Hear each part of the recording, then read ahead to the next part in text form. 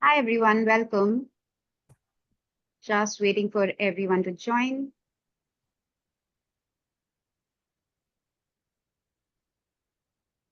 And we'll start in just a bit.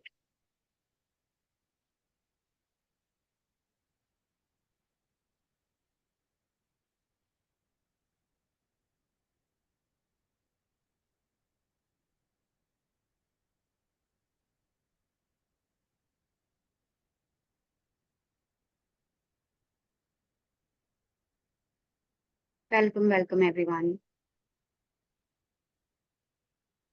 Great, I think we are good to start. As others join, I'll quickly begin the initial introduction so we have everyone in place before the webinar starts. A very warm welcome to all of you. I'm Tejaswini from Global Schools Forum. We are very excited for you to be with us today, which is our fourth and final webinar in the Partnerships webinar series.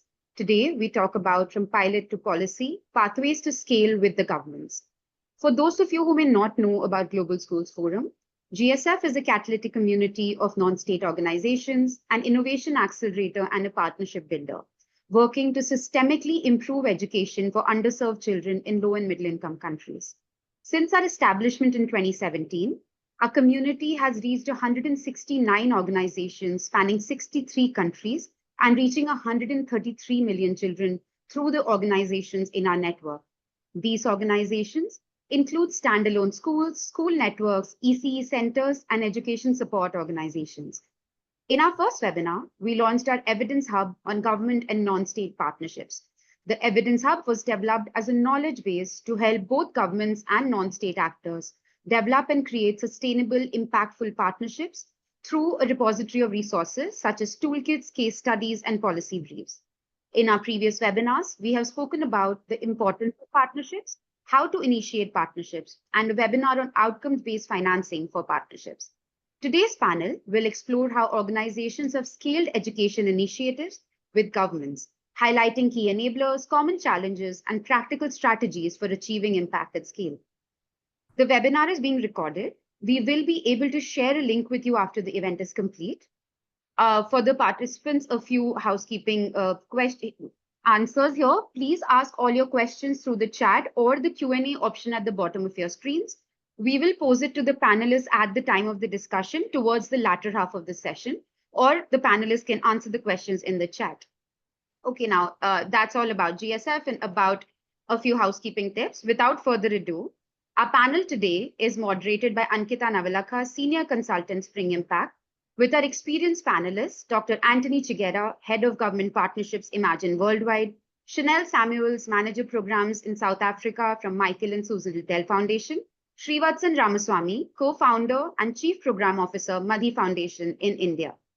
Before I hand it over to Ankita to introduce our panelists, I would like to tell you a little bit about her. Ankita is a senior consultant with Spring Impact, who's leading on scaling collaboration and government partnership projects, which is why she's the perfect moderator for the session.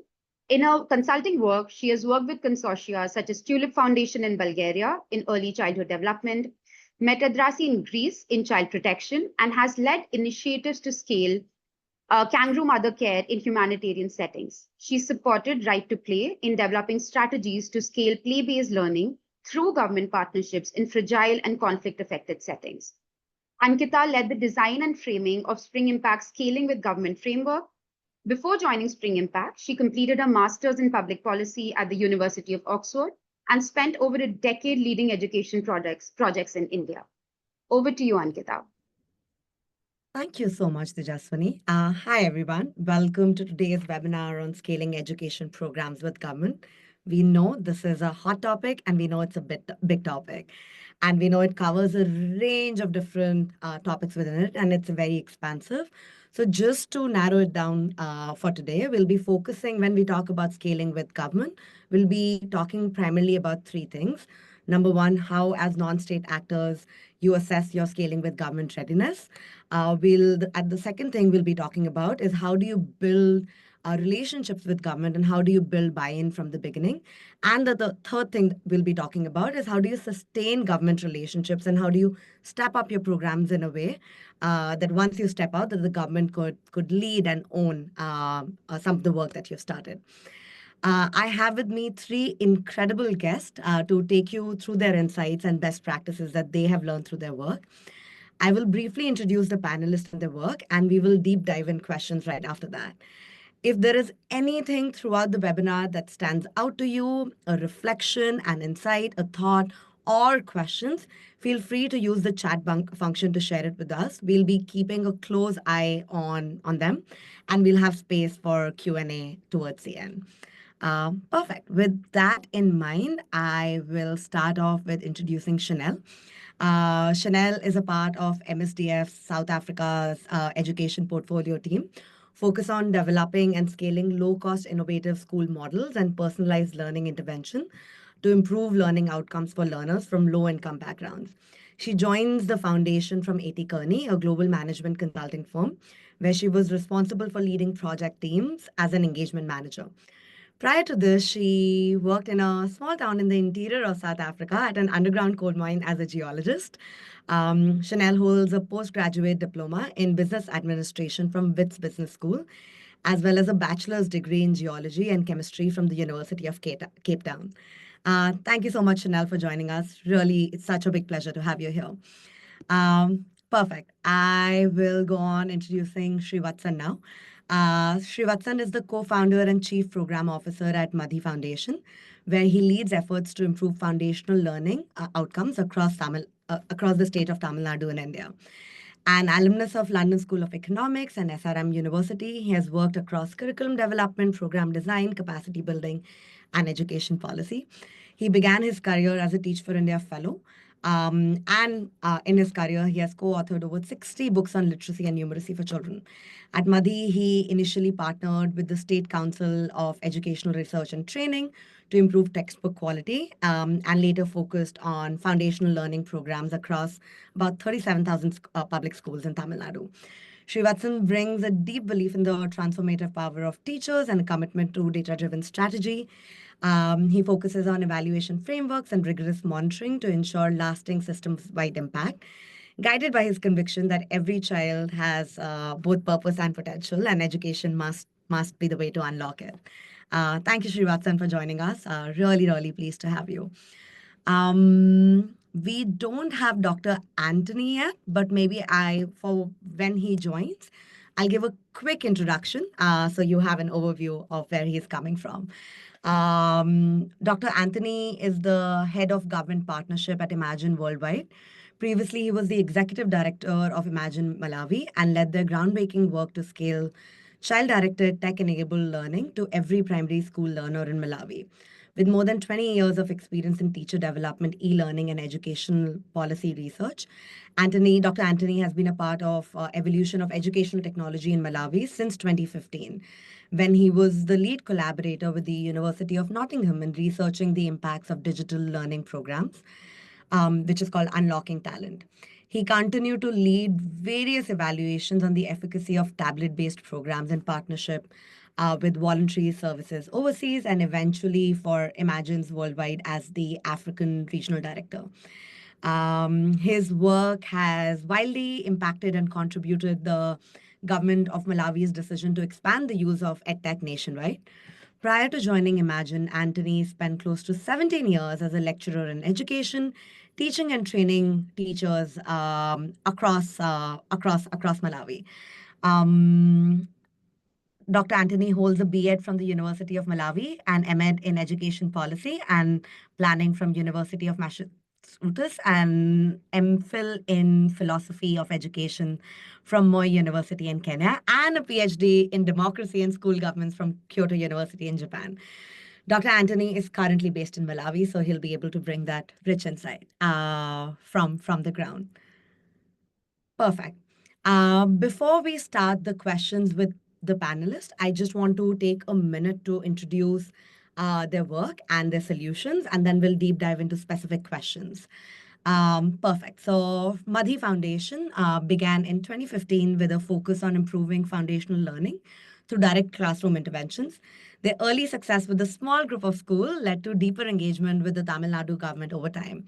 This evolved into co-designing large-scale programs like the Literacy and Language Development Program and the Tech-Enabled Foundational Learning Improvement Plan. In 2020, Madhi was appointed the chief management partner for the state's flagship FLN mission, aiming to ensure all children in grades 1 and 3 achieve foundational literacy and numeracy by 2025. Today, Madhi supports systemic reform across 38 districts, embedding teams and structures and embedding learnings across government, strengthening curriculum and assessment, and building sustainable state capacity for long-term impact.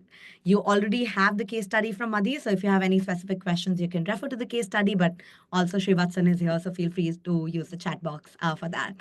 I will skip introducing BFIT for now, which is the Imagine solution, since Dr. Anthony is not here. But once he's here, we'll make sure that we ask more questions about the solution. And Chanel is joining from MSDF. MSDF, as you know, is a major funder who funds major health education programs across the global south. So Chanel will bring the very critical funding lens and the funders lens around scaling with government. What do they look for in organizations? What are the signs that she's seen around organizations who are successfully able to scale with government? So we have a range of different panelists, right from people who have implemented program on ground and led to statewide implementation to the funder to help you unlock and understand what do you need to be ready to be able to access large scale funding. So welcome, Chanel. Welcome.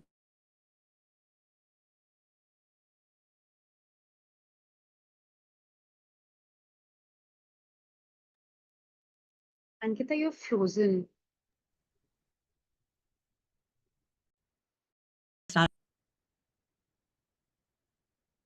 Can you hear me? I think my internet Yeah, went back for a all second. good now. Yeah. Perfect.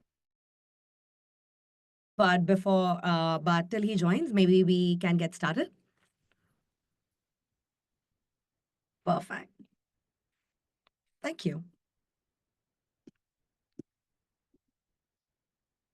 Okay, perfect. So my first question is to Srivatsan from Madhi, and the first set of questions is around assessing scale readiness of an organization. So Srivatsan, tell us a little bit more about the origins of your program. What did it start at, and how did it evolve into something ready to scale? What were some internal and external signals that convinced you and the team that you were ready to scale with government? And just a last question to this that we often hear from organization is there such a thing as full readiness, or what does good enough readiness to scale with government look like? Yeah, thank you so much, Ankita and the GSF team to have me and the Madi team here. So uh, I think right off the bat, to answer your last question first, with respect to, is there such a thing that, perfect scale readiness? I honestly don't think there is something like a perfect readiness to scale, right? Because you learn as much as you do when you do deep work as you scale as well. I mean, the learning goes both ways, right? I mean, the larger idea is that you understand complexities differently. Uh, but to give a more nuanced answer based on Madhi's experience as well, right? So Madhi started off working with about 3 schools, government schools, and then we now work with about 37,000 schools. And uh, I mean, at different points in time, our understanding of what it takes to make learning happen inside the classroom evolved as we worked at different scales, right? So when we were working with about 3 schools, 15 schools, etc., our understanding was that, okay, the teacher has some challenges. Let's try and support and augment teacher capacity. Let's give them training. Let's give some materials that makes them more effective inside the classroom. Let's also provide them some tools that allows them to understand how children are learning. So, some little bit of tracking support. And then we thought that's what reform needs to look like. And then we had this chance observation by the principal secretary to our schools. And then he was like, "Hey, you guys are not creating impact." We were like, "What? No, look at our impact reports. We have 3x growth and all that." And then he was like, "Working at 15 schools is not impact. You do it for 2,000 schools, and then I'll come talk to you." So then when we were thinking about, hey, how do we do this for 2,000 schools? We immediately knew the answer that we can't have the same coach ratio. I mean, if I'm, let's say, investing 3 people for 15 schools, there is no way I can invest 250, 300 people for 2000 schools. That's inherently not scalable, right? So we immediately started looking for gaps and innovation and what can really that look like. So uh, our journey to scale has largely been a series of pilots and experiments that has allowed us to understand different layers in the ecosystem. So when we worked with 2000 schools, we realized the roles that the teacher coach as a cadre that already is there in the state can play. We understood the role a district institute of education and training can play, right? So you sort of start putting these different puzzle pieces together once you understand the scale and scope. So when we started working, we were working with one department, right? Today at scale, for doing the work that we do, we work with about 9 cross-sectional departments, right?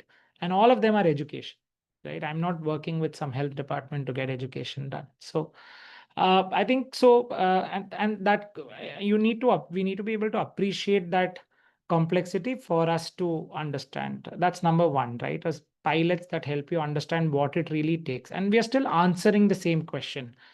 How does learning become effective for a teacher? How does learning become effective for a child through a teacher? I'm still answering that question, just that there is a lot more nuance to the response I'm giving you. Uh, the second most important factor that allows you to make decisions when you're trying to scale is that are you clear about your bottom line, right? What is that one item that you will not negotiate with the department about? For instance, Tamil Nadu still has a situation where about 86% of the classrooms are what we call as a multi-grade classroom. That is, the teacher is teaching grades 1, 2, and 3 in the same classroom, but they used to have different books, right? So what ends up happening is that the teacher is expected to teach 3 textbooks in one period. So we knew that by design, this is not going to be successful, right? So we went ahead and supported the department to implement a teaching at the right level, like an adapted version of teaching at the right level that works for them. Now, when we were negotiating for scale for this model, we weren't negotiating if teaching at the right level is the right thing to do. We were only negotiating how it needs to get implemented, right? So I think your pilots give you a strong sense of what your non-negotiables are, and your non-negotiables define your ability to scale because that's where your conviction comes from, right? And I think that's how you test for your readiness for scale. Scale should be a byproduct of your conviction and not a strategic roadmap saying, I want to work with 10 million children. You have solved a problem, and because you have solved a problem, it automatically becomes applicable for 2.7 million children, right? When I solve pedagogically what needs to be done inside one multi-grade classroom, then that success is imminently replicable for the other 50,000 classrooms in the state, right? So the best way to understand your readiness for scale is not through a 5-year strategic roadmap, but understanding of what problem you're solving and what are your non-negotiables to solve that problem for the stakeholders. And then scale sort of happens on its own. Thank you so much, Srivatsan. A lot of useful nuggets are there, but I think something that I picked up, and just to summarize it for the audience, just the role of pilots in helping you define your non-negotiables, and also being able to clearly map out the role different actors play. And I think the line that I'm taking away is scale should be the byproduct of your convictions. If you've solved it in one case and now you know you can solve it at a large scale. So thank you so much for sharing that. We also have with us Dr. Anthony. Welcome, Dr. Anthony. We did introduce you, so we'll probably jump straight to the question. So the same question that I asked Srivatsan, which is, could you tell us a little bit more about the origins of your BFIT program? What did it start as? and how did it evolve into something which was ready to scale? And what were some internal or external shifts in the organization that told you that you were ready to scale with the government? And what would you say the good enough readiness to scale with government looks like? Thank you very much, sorry for joining late. Right. It's a pleasure to be on this call.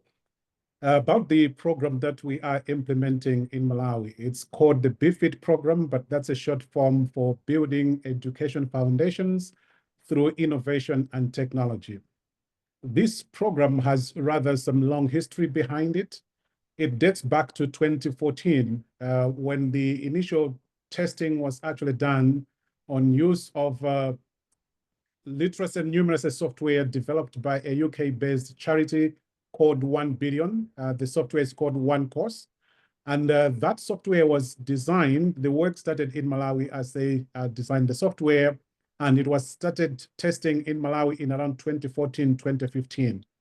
And between 2014 and 2021, the program went through a series of studies that actually demonstrated the impact of the program. So by the time we're getting to 2021, there were 9 randomized control trials that had actually been done. And these trials were actually conducted not by one institution, they were conducted by universities. So University of Nottingham in UK, the University of Malawi, the Imagine Internal Research Team, and several other people actually did studies on this intervention. And over that time, as research evidence was coming out, the key issue was to share that information with the government. Many a times that non-governmental organizations would actually have some wonderful work that they are doing, but government is completely unaware of that intervention. So communication becomes key so that government is kept abreast of the developments on the program. And this is what actually happened with the program. And so as we were coming towards 2021, 2022, the evidence that had been shared with government was responsible for building internal demand within government. So government is in the process of trying to deal with the problems of foundational literacy and numeracy, and they're looking for different solutions to that. And so this program became handy because one, it was evidenced, there was clear evidence, and government was actually aware of that evidence. There is a growing interest within government cycles for evidence-based decision-making and policy-making. And so with the evidence that was available and with the government's interest to look for potential solutions to addressing the problem of literacy and numeracy, this became handy for them. And actually, government reached out to the program before it became BFIT. It was, the predecessor program was called Unlocking Talent. And I think some people may be familiar with that. And so government actually came forward and say, if the results that we are seeing on this program are anything to go by, we would want to see this available to every child in the country. What would it take for that to happen?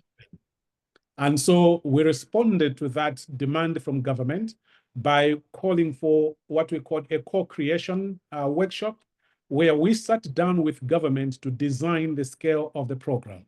And this was important because most of the programs that we do as non-governmental organizations are designed for us. So we designed to run those programs. But if you want to scale something and you want government to actually take that over and run with it, then what you need is to design a program that is designed for government so that government can actually run with it. It is sensitive to how government functions, their structures and systems, and you map all those to how this program can actually work. And that was what we did in the co-creation workshop with government. And following that, government approved the program to become now no longer a non-governmental education program, but a government program. So the name BFIT is a government brand. That's the name government gave to the program. So I would say that the evolution of the program, one came from that evidence demonstrating the impact. And once the impact was demonstrated, the second was communication. How are we communicating the information so that government is aware that there is some good work that's happening?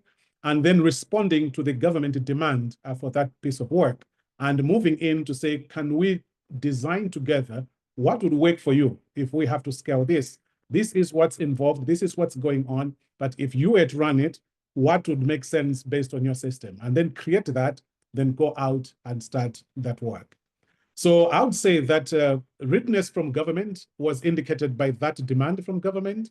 When government approached and say, we like the results that your program is showing, what would it take for this to scale? That to us was a very key indicator that government is ready to take this intervention as a program they can actually go with. And we responded to that, worked with them to be where we are as we speak. Thank you. Thank you so much, Dr. Anthony. That's very, very insightful. And you've summarized it really well. But what really stood out to me is just that almost like 6-7 years of evidence generation that you did. And when the demand came, you had the evidence to go in and tap on the right opportunity at the right time. So that was a big takeaway as you were sharing. Thank you, both of you. I am now going to turn the lens a little bit and move on to Chanel to understand this question of readiness from the funder's lens. So Chanel, just want to understand overall, what is MSDF's role in funding organizations or providing support to organizations to scale with government? So that's part one of my question. And part two is, when you assess an organization's readiness to receive funding from MSDF to scale with government, are there any red flags or green flags that you look for? Thank you, Ankita. Okay, so to address the first part of your question, the sort of role of the funder, I think the first thing to recognize is that funders are enablers, not implementers. And our most obvious contribution is, of course, the funding, but no amount of philanthropic capital within a given country can achieve the kind of scale that its government can. So as a private philanthropy, it's our responsibility to make sure that our funding is playing either an enabling or a catalytic role. So this means supporting organizations to sort of refine their interventions, test different delivery models, strengthen their evidence base, land on the non-negotiables, and really ultimately build the case for scale. And sometimes it's about providing direct support to organizations, and other times it's about enabling the broader system to better absorb and sustain what's working. When it comes to readiness to scale and the flags, I try to be a positive person, so I'll give you the green flags, and I guess you can infer the red flags from that. But in terms of green flags, I think we always like to see a pull from government as opposed to a push from the organization. I think one of the strongest green flags is when government is able to articulate a very clear demand for an intervention, and not just in general terms, but by making very clear what their priorities are, what specifically they are trying to achieve, and how this intervention is going to help them get there. And this dynamic it's fundamentally different from when the engagement is flipped around and you have a funder or an organization trying to convince government why a certain intervention is needed. So it's always a very big green flag when there's a pull for support rather than a push. Secondly, I think, it goes without saying, but a robust evidence base is a green flag. But that flag gets even greener when organizations can talk about their impact in terms of real-world outcomes. For example, children being able to read for meaning as opposed to citing effect sizes and sort of research proxies as their impact. I would say our mandate at MSDF is centered around transforming children's lives. And at the end of the day, standard deviations and the sort in a vacuum doesn't necessarily change a life. What changes a child's life is whether or not they can read. That's the bottom line. So being able to anchor your impact around a tangible proficiency really does go a long way. I'd say another green flag is the ability of an organization to implement through others. Executing a pilot of 50 schools where you're fully in control of all aspects of implementation is very different from executing through others across an entire system, and sort of having your role transition away from being an implementer and more towards being like a technical partner to government. So something we look for is firstly organizations that can actually recognize this sort of transition in their role as a reality. And secondly, the capability and capacity to figure that transition out as they go. I think there's also something to be said around ease of implementation. I can still remember, I think it was like in week 1 of my time at MSDF, a colleague told me that the interventions that stand the best chance of scaling successfully are the ones that serve as vitamins for kids and painkillers for teachers. And I think we know that teachers go through the most. There's a lot on the plate. And so all of that to say that intervention should always look towards being a painkiller and not yet another thing on the teacher's to-do list. And finally, I would say a strong green flag is also when an intervention can operate within the financial constraints of the government's budgets, and also when government is making a tangible commitment to the work.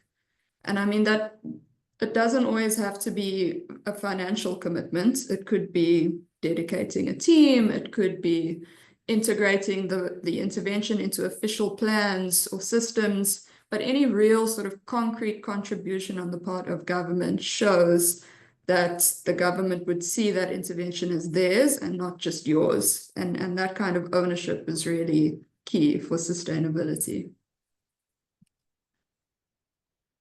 Thank you so much, Chanel. That was really, really insightful. And I think just to summarize that, something that really stood out is the push and the pull point, which is, and something for organizations possibly to take away is like, how do we select the government that we want to work with? Oftentimes, with a lot of good intentions, there is will and desire to work with governments where it's most needed, and that's important, but also that needs to fit in the framework of, is there government pull?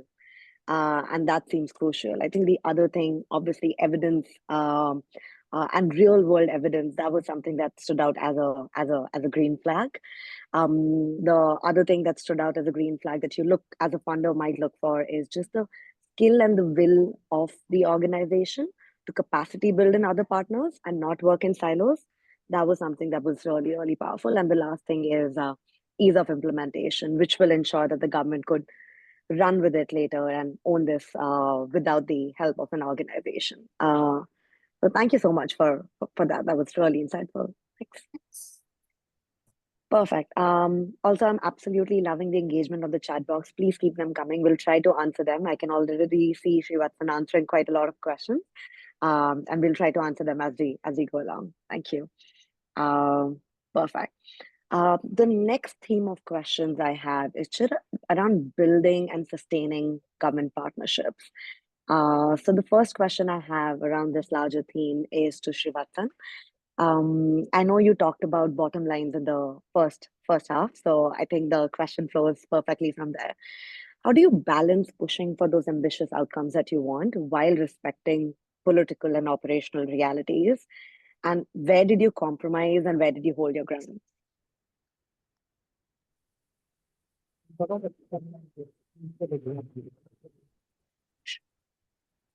Srivatsan, you're not audible?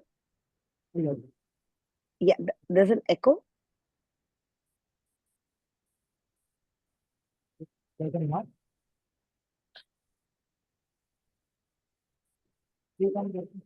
It sounds a bit muffled.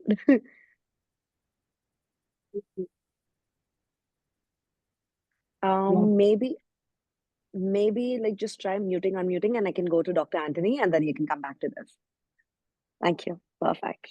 Dr. Anthony, when I read the case study, I was just really impressed with the journey, right from evidence generation to now it's completely owned and delivered by the government. What I want to ask is, what specific strategies helped Imagine to gain and sustain buy-in across changing leadership and multiple government departments? And where did you face most resistance?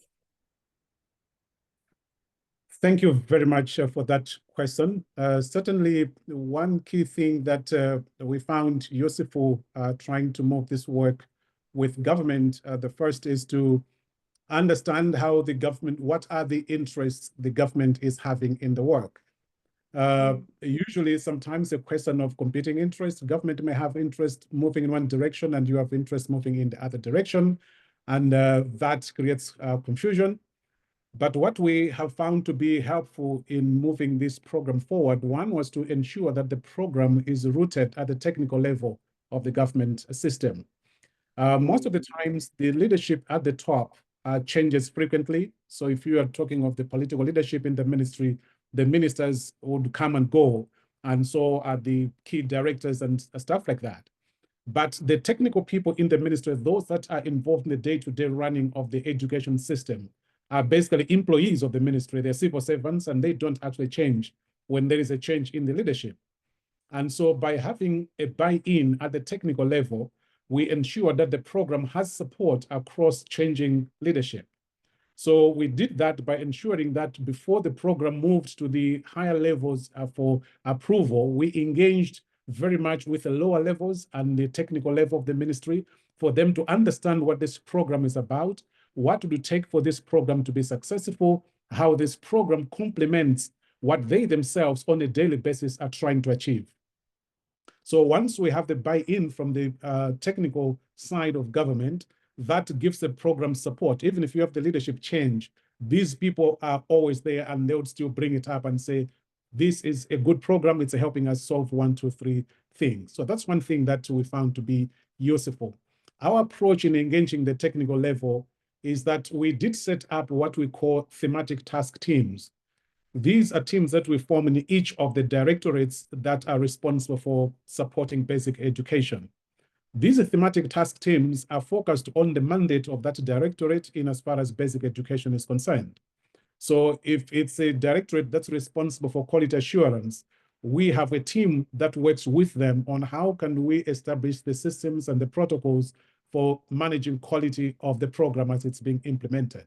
And so we try to integrate the program into what they already have as a system for tracking and managing quality in the schools. When we are looking at the technical aspect of the program, we have a thematic task team with the ICT directorate, and they're responsible for what's going to happen with the devices that we're using, how are these being set up in the school, who need to be there to make sure this is running. So we have these thematic task teams across the key directorates in the ministry, and they are fully engaged with the program. They provide guidance based on the mandate of their directorate. For aspects of the program that should look forward in terms of sustainability beyond the scale of the program, we work with the directorate that's responsible for policy and budget for them to look at what policy responses would government need to put in place to acknowledge that this program is now part and parcel of our delivery system so that it can actually sit within the system. So they also provide that guidance in terms of what should be the approach we need to ensure that this program gets into the government budget and it actually gets funded by government. Because that is a critical factor. We can scale out the program, but no matter how much people express that they love the program, if it is not reflected in any of the government policies, then it cannot be funded through the national budget. And so through the policy and budget thematic task team, we are exploring all the different things that actually go in that to ensure that the program eases into the policies of the government and therefore appears in the government budget frameworks. And in that way, it actually has a seat on the budget and can actually get an allocation when the national budget is being made. So at that national level, we are working with all the key directorates to ensure that we are structuring a system to support the program at the policy level. And then we also work at the lower level implementation level, district down to the schools, with the technical people who are running basic education. At this level, our focus has been what we call system strengthening approach. That's the approach that we have adopted in the program. What that suggests is we do not intend to create systems that don't already exist. Because if we create new systems that don't already exist, they will have no real basis within the government system because they will be artificial. They are things we've created for purposes of the program. And so that would be a problem the moment you finish this rollout, and these systems have no owner, therefore nothing is going to happen from those systems. So what we've done is to work with the existing systems and structures that deliver basic education for government, and we try to integrate this program within those structures so that we are not creating any new systems. We're simply working with existing structures, and where there are capacity gaps, then we work with them to cover up those capacity gaps. This assures us that when we finish the scale out and we roll out, because our commitment as an organization is not to be here forever. We have committed ourselves to work ourselves out of the work. Once we finish the scale out, it has to be government business and government should run with it. We step out completely from that. So to achieve that, the program should be owned by the system actors so that they can run with it as part of their regular job day to day. So that's the approach that we've taken at the lower level to ensure under that system strengthening approach that we're not creating new systems, but we're leveraging existing systems and integrating the program within those systems. At the school level, the program is led by the school. So the teachers in the school are the ones who are actually leading the program. So on a day-to-day basis, they're the ones who are managing how the program is running, and then the upper levels are coming in to simply provide support or capacity that the teachers might need to ensure that the program is running on a day-to-day. And so by leveraging these levels at the lower level, directly working in the existing structures, at the national level, working with the key directorates to ensure that they are providing the policy direction on the program, has been the approach that we've adopted in the program to ensure that all the key actors from the national level down to the school are fully engaged with the program. They know the program and they know what is their role in actually making the program successful. So I would say that's the approach that we have taken to ensure that the program takes root within the system. Thank you. Thank you, Dr. Anthony. That was really helpful. A couple of things that really stood out to me that I just want to reiterate for the audience. I think the first thing was when we talk about building buy-in from the government, an important question is, who do we build buy-in from? And I think Dr. Anthony's recommendation was you build in buy-in from the technical side, so the bureaucrats and the civil servants, because they would stay here for longer. The second thing that really stood out to me is scaling with government also requires structural changes and structural adaptation. And that's what you did with your thematic task teams, that you made that structural change that made it easy for government to implement it. The third thing that really stood out to me is how do you make your offering budget viable for the government, that it could actually be incorporated in the national budget? And the last bit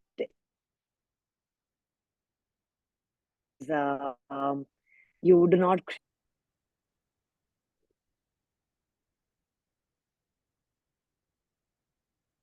It looks like I'm.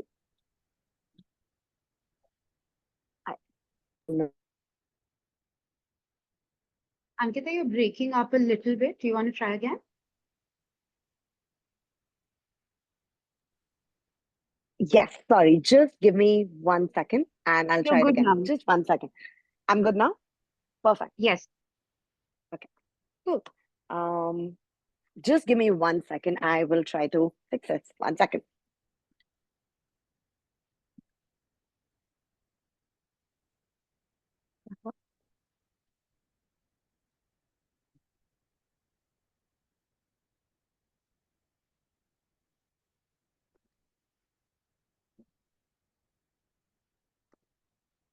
Sorry, can everybody hear me now? All good. Okay, perfect. Am I stuck? Can people hear me, see me? Everything's perfect. Okay, perfect. Great. Thank you. So I was just trying to summarize Dr. Anthony's point. Thank you for your patience as I fix my network issues. I think the first is like focusing, the key question to ask around buy-in is like, who do we build buy-in from? So just building buy-in from more technical players. So the bureaucrats and civil servants and people here who are to stay is crucial. The second thing is how do we build like more structural changes? So like we did, like Imagine Team did with thematic task teams. So how do you build structural changes that enable scaling with government? The third thing that really stood out to me is how do you make your program more budget viable so government can include it in their budget? And the last insight that really stood out to me is, how do you not create new systems that don't exist? So those were some of the things that really stood out. So thank you, Dr. Anthony, for that. I want to turn to Chanel, and then we'll wrap up with the last question. So Chanel, I think I want to understand this more from like the funder lens as well, right?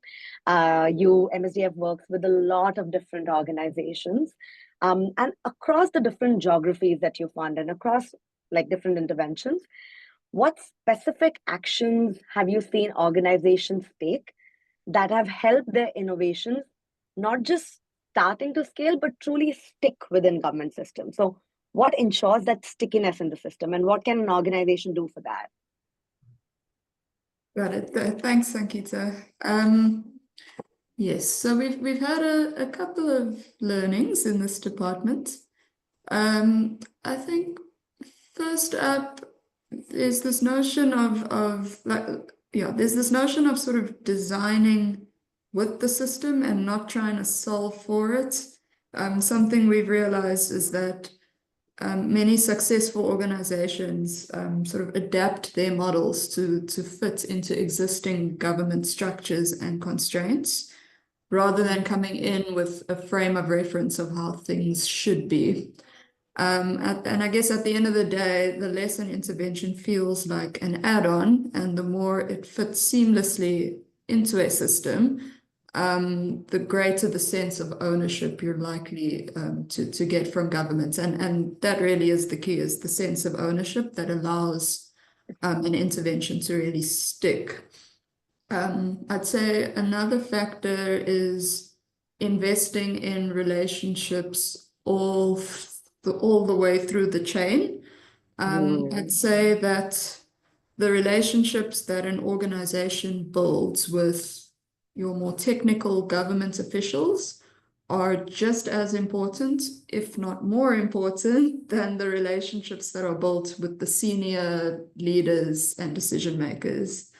From our perspective, the organizations that have had a lot of success in embedding their solutions, they know how to form relationships across the chain. I mean, it's very tempting, and you most definitely want to be aligned with the sort of top level decision makers, but you also want to be aligned with the people sort of 1 to 2 levels below and 1 to 2 notches to the side. Because at the end of the day, if you focus your efforts on getting buy-in only from the deciders and not the doers, then you're going to struggle to get anything done and really get that sort of lasting traction. So sponsorship at all levels is really important. And I think the last reflection I'll share is that there's something about balancing sort of being the supporting partner and being the force of accountability, and getting the sequencing right on those two things. So when you embark on a scale-up in partnership with government, I think everyone goes in with the best of intentions. And as an organization working in education, everyone's super passionate, wants to make a difference. It's very tempting to sort of rush in with data and dashboards and KPIs and accountability mechanisms and all sorts. But if you go in too hard, too early, and you start exposing problems and make people look bad without first sort of understanding how things work and understanding where each stakeholder is coming from and what success even looks like or means to each individual stakeholder, we've seen that that's a very quick way to sort of erode trust. So yeah, what we've seen is that the most effective organizations sort of play that supporting partner role, and they embed themselves deeply enough and actually get to a point that the system wouldn't want to lose them. And then once that trust is built, they start gradually sort of bringing in those accountability mechanisms, the data, the KPIs, the feedback loops, etc. We found that the engagement, it has to go in that order. You know, you build trust and you embed yourself first, and then you bring in the accountability mechanisms more gradually. And we've also learned that, again, it's very tempting, but you just can't be impatient on this, because otherwise what's at stake is that everybody loses in the situation. Thank you so much, Chanel. Super, super helpful. And I think something about like creating that sense of ownership and not calling out all problems all too soon, that really stood out to me. Yeah, and just investing in relationships all the way through. So you want your technical one, but you want like across different levels. Those are the two things that really stood out to me in this. We have a lot of questions from the audience, and I can see a lot of you are already answering a bunch of questions.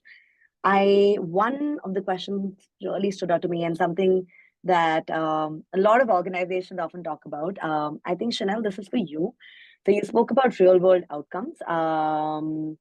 By that, did you mean only student level outcomes? So, for example, if there is an organization working whose theory of change is working with like middle level managers in government and transforming that, they might find it hard to show like student impact data. So, what's your advice in that case? Yeah, that is a tricky one. Sorry, I didn't realize I was supposed to be No answering on worries. things. Okay, but good question. Yeah, I think with many funders that fund education programs, the focus first and foremost is going to be on the children, and the easiest thing to look at is the sort of student level sort of learning outcomes.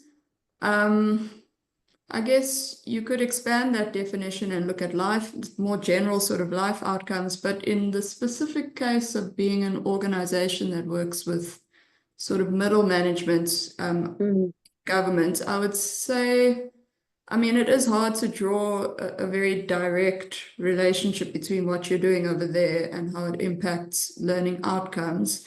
But I would probably say you would need to distill a set of outcomes that really speak to the work that you are doing, and ramp up your storytelling capabilities to be able to sort of link that to the sort of student and life outcomes of the children in the education system. Yeah, I'm not sure if that was if I've answered the question or if it was maybe a bit vague. No, that was very helpful. To be able to show that value chain and to be able to really sharpen on your communication and storytelling to see how this is going to lead to student outcomes. That does make sense. Thank you so much. I am seeing a lot of questions. We can possibly answer one more. I can see Srivatsan, you're answering questions, so maybe we'll pick up. Okay, yeah, this is a really good question and could be possibly a question for all of you. So most of organizations would not start with like a government handover. They will start with implementing the program as the doer themselves. What's a good marker to pull out of fully hand over a model to government? And Srivatsan, possibly, I know like Madhi started as like a doer and then transitioned out. So what are some good markers to look out for, which tells you that, oh, now we can pull out? So I'm audible now? Yeah, okay. So I think there are three parts to understanding and knowing that you're ready for pulling out. Number one is habits, right?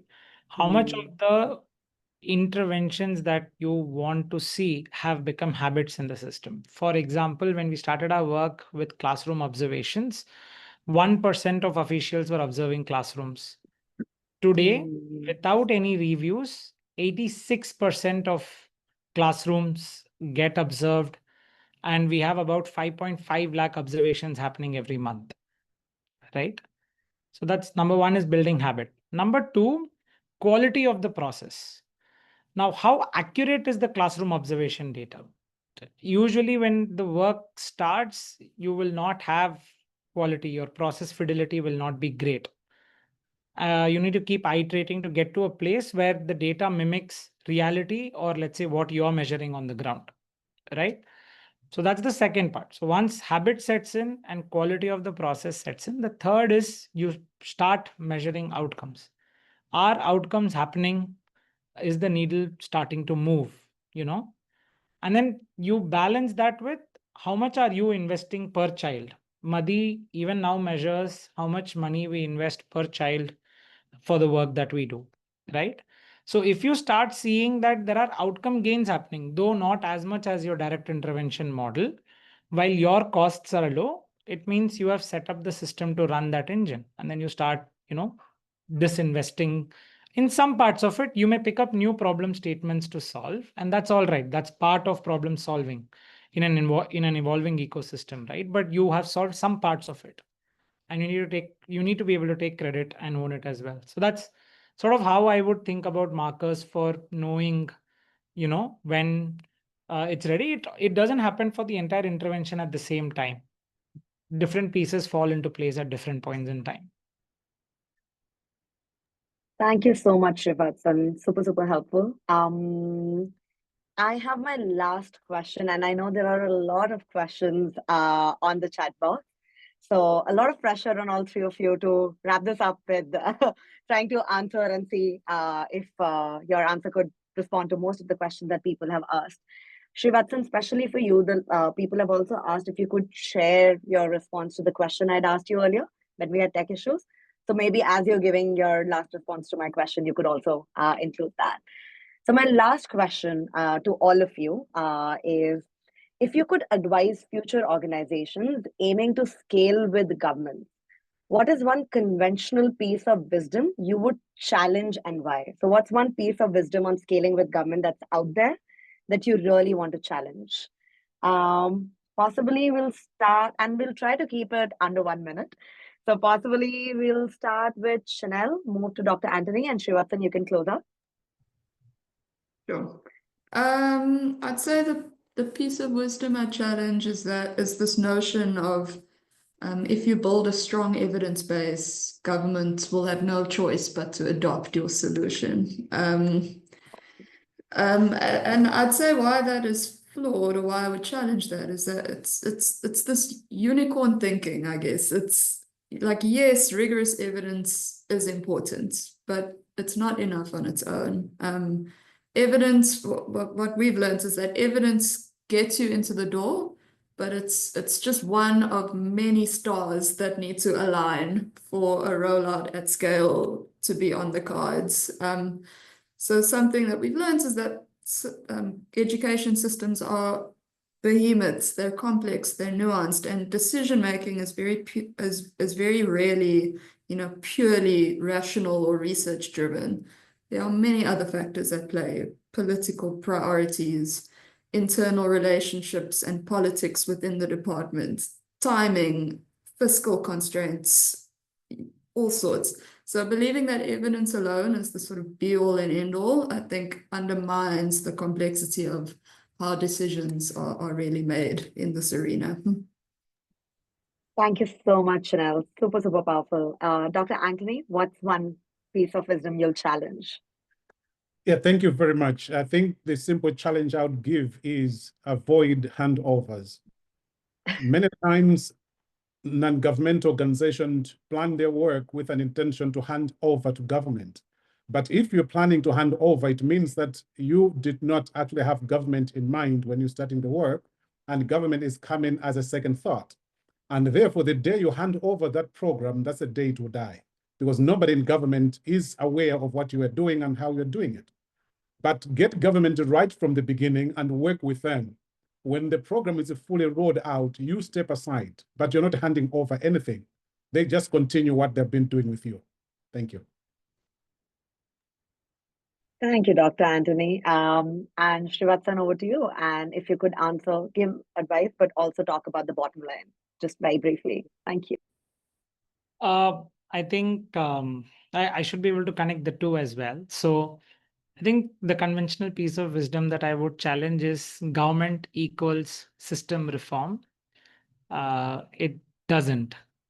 System reform involves people. It involves behaviors and mindsets, right? And the important part to understand is that the government is not a monolith. It's not like the government is not ready to do anything. It's about people. It's about people, it's about relationships, it's about mindsets, and that's what you need to work at, right? So connecting this to the earlier responses, how do you negotiate with bottom line? The idea is that you negotiate with bottom line by not saying that they don't understand what I'm trying to say, I am right, but trying to see why they feel they are right? So like when we were trying to do the teaching at the right level, customize it for Tamil Nadu, the teachers, 86% of them said they want to do it. We knew that it will solve a very critical problem.